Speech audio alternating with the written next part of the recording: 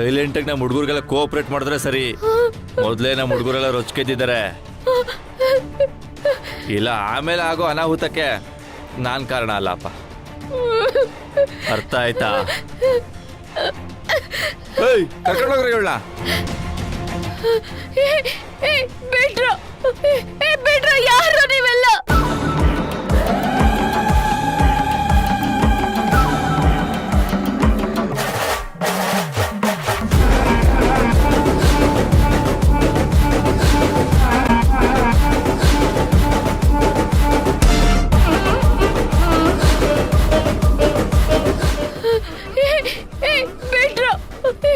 ಬಿಡ್ರ ಯಾರು ನೀವೆಲ್ಲ?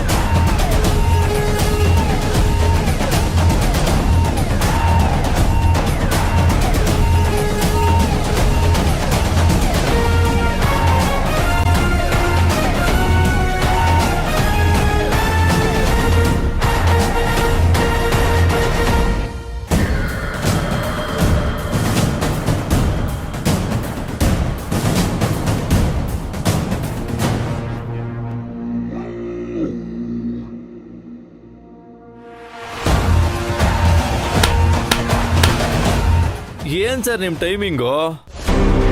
ನಾನು ಇಲ್ಲಿಂದ ಸೈಲೆಂಟಾಗಿ ಹೋಗ್ಬಿಡೋಣ ಅಂತ ಅನ್ಕೊಂಡೆ.